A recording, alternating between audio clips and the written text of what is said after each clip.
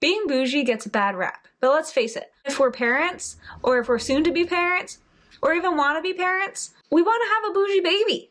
But how do you do that on a budget? Let's first take a look at all the ingredients that make up what a bougie baby is. It doesn't start at conception. It actually starts when you announce that you're having a baby. You know, we all know the initial photo that you see on Instagram or on Facebook where, you know, it's the parents holding their puppies saying, you're getting a sibling. You need to have an announcement board, preferably the one with the individual letters. Chalkboard is a little basic. You know, anyone can have a chalkboard laying around. You need to have this board and bought it just for the sole purpose of announcing your baby. I think part of the announcement isn't just having a photo. You need to have an event that goes with it. As elaborate as this is, it looks so common day. This is so part of your everyday life that I just decided to have a bougie baby. I decided to announce it, and here I am with my drink and cheersing. Yeah, oh yeah, we just had this marquee sign that said love and family just laying around like nothing, and we just plugged it in and turned the lights on, and poof, we're having a bougie baby. It's not about the baby at this point. The announcement has nothing to do with the baby. You could be announcing that you're buying a home. It's that we're doing this better than you could ever do it. So once you get the announcement photo out of the way, the next step, and arguably the more important one in helping you build out your plan for having a bougie baby, is how you handle the registry. You will not be having one, but at least 3 baby showers. So items on the registry, the goal in putting them there is dual purpose. One, you don't need these things. You want these things. You don't put needs on the registry list. You only put your wants. You buy the needs yourself, and you buy them cheap.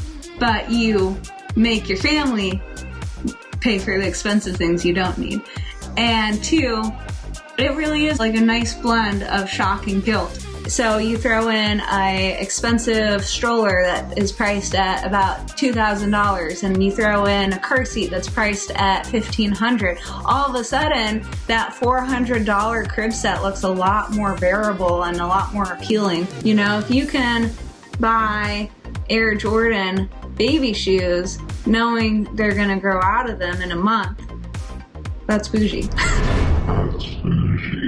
I think that having the diaper bag be practical, but also leaving you wondering, is it a diaper bag, is important. Are these baby colors? Does this signify baby, or are these this year's Pantone colors? Having a bougie baby is all said and done before the baby's ever born. If you didn't set yourself up to have a bougie baby from the time that the test came back positive, now they're out here in the world, and everyone's going to judge them for exactly as they are and not based on what you painted them into. By the time they're born, it's been predestined already. So they're either basic or they are bougie by that time based on the work that you put in. How do you do it on a budget? That really comes down to the difference between what your friends and your family and those who can judge you see and what they can't see. So they're going to see the stroller, so you need to have the nice one. And they're going to see the baby bassinet or the baby Bajorn, so you go big on those items. But what they don't see is the diaper underneath. So if you want to pick up the discount diapers at the local box store and not the more expensive bougie ones online, you can go for that, and that's going to save you money. Another area where you can save money is when you're thinking about the styling of your bougie baby. Yes, it needs to be locally sourced, but your friends don't need to know it was locally sourced at the box store down the street. So here, I feel like this is a distinction that needs to be made. Bougie isn't impractical. It's just better than what you have. And I mean, that's what, you know, it's all in the buyer's remorse part of it, of if you got this and it's not trending currently, then it's not you did it wrong. And that's just the nature of any material good. So you're never going to, it is always going to be an aspiration. It is never going to be, I achieved full bouginess. Probably the most important thing when it comes to having a bougie baby is the planning that goes into wanting to have one. And if you are planning on having one, you are there. You are being aspirational. And aspirations, now that's bougie.